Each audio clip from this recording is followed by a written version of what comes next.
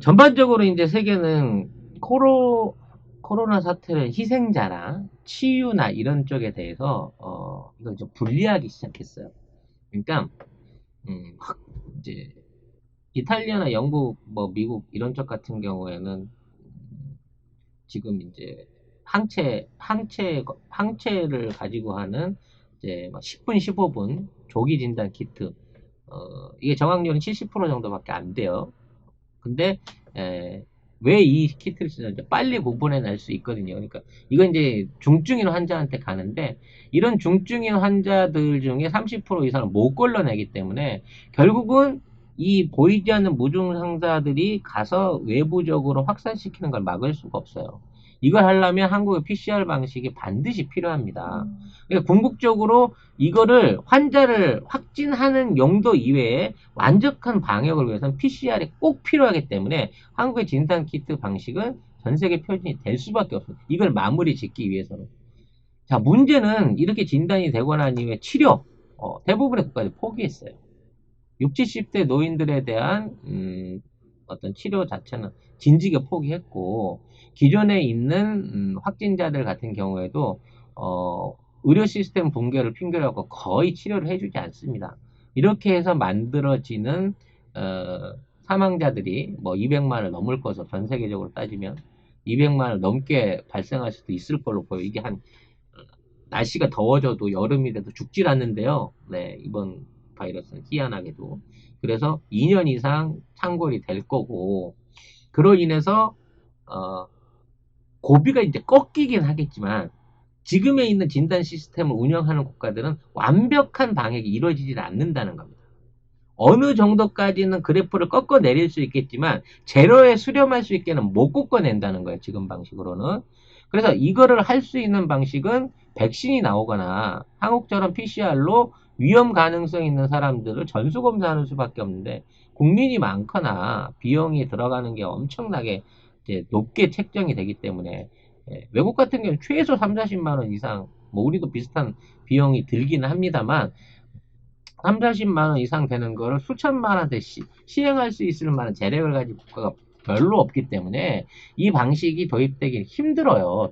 돈질의 문제인 거야. 네. 네, 그래서 우리가 저렴하게 준다고 하더라도 시간은 오래 걸릴 거기 때문에 어차피 이 고비만 넘자라는 식으로 지금 대응을 하고 있으니까 더 이상 올라가지만 말자는 거지. 하루에 최고치를 찍는 게 아니라 조금이라도 꺾어지는 상황을 만들게 되면 그러니까 최고치가 2,000명 가던 게 1,000명, 1,500, 뭐 1,500명, 1,000명 이렇게 줄어드는 그래프 형태로 가게 되면 이제 봉쇄를 풀고 정상 생활을 하자는 거야. 그러면서 고치자는 거야. 그러면서 죽는 사람은 포기를 하자는 거야.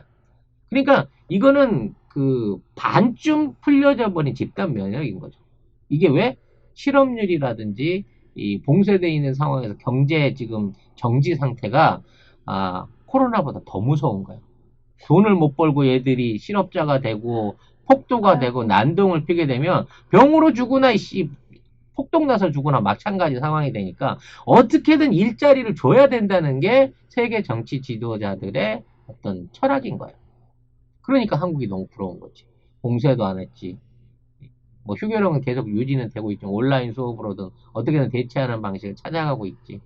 생산시설, 공장들 돌아가고 있지. 사재기업체 필요로 하는 물품 전부 다 완벽하게 유통되고 있는 시스템 돌아가고 있지. 이런 나라는요, 대한민국밖에 없어요. 세계 어디를 보더라도. 그래서 한국 방식을 완벽하게 따라갈 수는 없지만 비슷하게라도 하고 싶다라고 하는 게 세계 지도자들의 바람인 거고 이 상황에서 정말 우리가 백신까지 만들어내서 백신을 개발해서 우리 뭐 윌리엄이랑 문 윌리엄이랑 공장을 지분을 반씩으로 나눈다고 치더라도 이러한 백신을 개발해서 세계인들한테 공급하고 그들의 생명을 구해낼 수 있는 대한민국이 된다고 하면 대한민국의 위치는 말 그대로 세계 최정상국인 거예요. 세계인의 목숨을 쥐고 있는데 그 목숨에 따라서 그 정치가들의 어떤 흥망, 선거에 있어서의 당락이 결정이 되는데 우리가 누구한테 먼저 손을 뻗어주느냐에 따라서 그 나라는 살고 손을 못 받은 나라는 죽는데 과연 한국을 무시할 수 있는 국가가 생길까요? 그다음 작가님, 그 BCG 접종 있잖아요. 음. 그것도 약간은 도움이 됐었어요? 아, 일본이 지금 열심히 맞고 있다던데. 이제 모든 게 그렇죠. 저항력이라고 하는 거, 항체라고 하는 거는 그 사람마다 다르고 체질마다 달라요. 그렇게 되다 보면 옛날에 열감기를 앓았던 감기를 앓았던 감기에 강한 사람도 있고 안 강한 사람도 있고 뭐 하는 거 아니겠어요? 그러니까 지금 있는 상황에서 코로나는 70%는 증상이 없어도 이겨낼 수 있는 평범한 감기 바이러스일 수도 있습니다만 이 항체를 갖지 못하고 면역력이 약한 사람한테 치명적인 거예요. 그중에 나이 든 사람과 유병 환자한테 더 치명적인 거고, 그래서 모든 사람을 다 치료하거나 예방할 필요는 없지 않냐라는 논리가 통한 걸로는 보였어. 처음에는. 응? 그리고 그게 뭐 당연한 것처럼 보인 거지. 왜? 사람의 건강이나 저항력은 국가가 키워줄 수 있는 게 아니잖아. 라는 식으로 핑계를 대면 그럴 수 있다는 거지. 근데 이게 막상 퍼져놓고 보니까 돈 있는 놈이든 가난한 사람이든 왕실 사람이든 부자든 수상이든 전부 다 병 걸리니까 그냥 쓰러져 죽더라는 거야. 그렇게 되다 보니까 이 병이 흑인만 죽인다더라. 아니면 뭐 가난한 사람만 죽인다더라. 청결 뭐 하는 사람만 죽인다더라. 마늘 못 먹는 사람만 죽인다더라. 뭐 이런 식의 계열이 아니라 무엇을 해도 어차피 걸리면 재수없으면 죽는 거야. 라고 하는 게 생기면서 야, 내가 아무리 잘해도 내 주변에 있는 사람이 가면서 내가 죽을 수 있다 그러면 내 주변에 있는 사람 감염을 막아야 나도 살잖아. 라는 차원에서 생각이 바뀌어지게 된다는 거예요. 옛날에 이러한 면역 방식을 생각했던 의사들이나 지도층들, 왕들, 어? 지도자들은 그건 일반 백성들한테 적용되는 논리고 나는 특별해. 나는 걸릴 일이 없어라고 생각을 했단 말이지. 근데 요즘 바이러스는 그런 게 없어. 어? 걸리면 다 죽어. 왕이고 수상이고 지도자고 안 가려. 이거를 확인했기 때문에 이건 위험한 방식이라고 태도가 바뀐 거예요. 걔들이 뭐 국민들이 갑자기 많이 죽어서 태도가 바뀐 것 같아? 정치 지도자나 사회 지도층들도 이 병에 뚝뚝 나가 자빠지는 걸 보고 이게 내가 돈만 많다고 집에 에어컨이나 공기청정기만 설치했다 그래서 피해갈 수 있는 병이 아니구나라는 걸 알았기 때문에 야 이거 진짜 접종량 나오기 전에는 내 주변에 있는 놈들도 치료를 해갖고 어떻게든 확산자를 죽여야겠다는 공동 위기 의식 안에서 지금 태도 변화가 일어난 거라고 생각해야 된다는 거예요. 아무튼 관건은 백신입니다. 결과적으로 돈을 떼돈으로 벌 수 있는 뭐 이런 기회도 될 수 있겠지만 백신을 가지는 국가가 앞으로 세계 경제와 외교의 해결면을 쥘 수밖에 없고 이 백신을 개발하기 위해서 전 세계의 최첨단 의료 국가들이 다 경쟁을 하고 있지만 그 경쟁에서 가장 앞서가고 있는 나라가 한국인 겁니다. 우리나라 사람들이 옛날부터 접종을 많이 맞았어요. BCG나 뭐 홍역이나 뭐 이런 것들을 거의 반강제적으로 많이 맞았죠. 곰보 뭐지? 그것도 했는데. 불주사, 그게 불주사예요? 뭐그 수두 백신 뭐 이런 건 수두, 이제 수두. 또 굉장히 많이 맞기는 맞았는데 이게 방역적으로 대한민국인들의 그 저항력을 기르는데 도움이 됐냐 안 되는 의학적 근거는 없습니다. 근데 분명한 건 우리나라 사람은 전 세계 유일하게 사계절이 뚜렷한 국가에 살아요.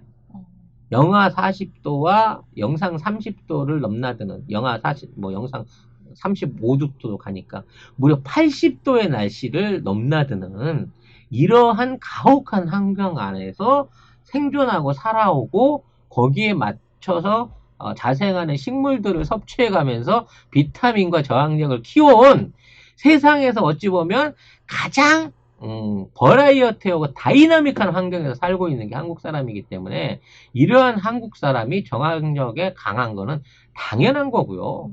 우리가 먹고 있는 음식들 그냥 스쳐 지나 김치를 비롯한 발효 음식과 오신채를 비롯한 여러 가지 향신료들 외국에서는 다 약하게 원료들이잖아요.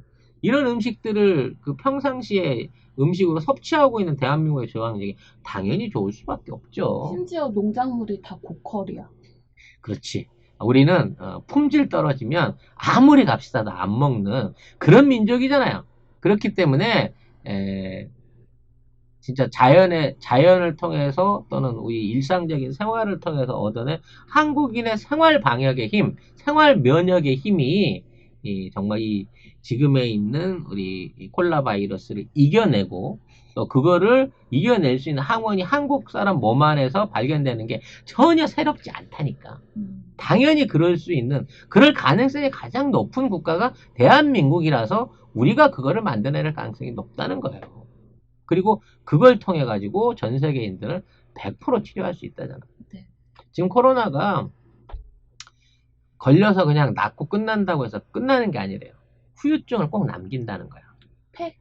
폐를 비롯해서도 남기지만 뇌에도 영향을 미쳐서 치매를 불러올 수도 있고요. 신장이나 이런 그 내장 기관들아 영향을 미치는 게 일단 바이러스가 들어오게 되면 바이러스의 기본 원리상 기존에 있는 살아있는 세포를 분해해갖고 그걸로 해서 증식을 하기 때문에 이렇게 분해되고 파괴된 세포들에는 후유증이 남아가지고 이 후유증이 막강하다는 거야. 그래서 조금 치료 시기가 늦거나 조금 심하게 앓은 사람들 같은 경우에는 뭐 호흡기라든지 내장기관, 뇌 같은데 심각한 장애를 남길 정도로 이게 우습게 볼 단순한 감기로 볼 바이러스가 아니었다니까. 그리고 우리나라에서만 잘 지켜내갖고 치사율을 지금 한 1.56%에서 잡고 있는 거지 전 세계 평균 치사율은 3.6%고요. 이탈리아나 이란 같은 데서는 10%가 넘어요. 엄청나게 독한 바이러스인 겁니다. 이거를 우린 이겨냈고 잡아냈고 이제 치료하려고 준비하고 있다는 거죠. 전 세계 사람들이 괜히 한국을 칭송하는 게 아닙니다. 이렇게 건강하고 일도 잘하고 방역도 잘하는 나라가 심지어는 정치도 잘해요. 지금. 네. 촛불혁명도 대단한 거긴 합니다만 이번에 우리의 총선에서의 압승도 정말 대단한 정치적 변혁의 사례로 일종의 무혈혁명으로 기록될 만한 사안이었습니다. 네. 그리고 이렇게 뒤집혀진 민심과 표심과 신뢰가 무너지지 않도록 우리가 잘 지켜나간다고 치면 대한민국이 세계 1등 국가가 되는 것, 대한민국을 중심으로 세계 경제 역사가 재편된다고 하는 홍작가 예언은 반드시 실현될 수 있다라는 확신을 가지고 여러분들도 4월 16일 오늘 총선 승리와 함께 변화할 대한민국의 미래를 기대하시면서 오늘 방송을 마무리하도록 하겠습니다. 제가 미국, 일본 우습게 봐도 됩니다. 이제. 12 녀석. 네. 유럽, 프랑스, 영국 하나도 부러워하실 거 없어요. 이제 대한민국이 그들을 훨씬 더 앞서가는 선진국이 되었다는 점을 스스로 자부심 가지시기 바라겠습니다. 네, 제가 주제 넘게 한마디 드리자면 네.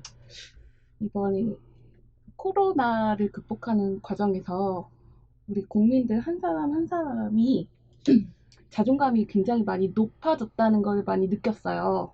이게 우리가 참 바보더라고. 우리 스스로는 그걸 못 느끼고 네. 외국 언론이나 그 외국에서 이렇게 막 칭찬해주고 이렇게 조금 이렇게 북돋아 주니까 그제서야 내가 이렇게 대단한 사람이었어? 우리가 이걸 왜 그동안 몰랐지? 이게 어떻게 된 건지 모르겠어. 우리가 축구 4강도 가보고 뭐 BTS가 빌보드에서 우습게 1위를 하고 그런 상황인데 뭐 얼마 전에 영화 아카데미도 타고 그렇지. 했지만 그거는 자존감과 좀 다른 개념이었나 봐요. 너 최민식이랑 비슷하다. 남천동 서장이랑 뭐 사우나 타고 뭐 이런 개념 같은데? 네.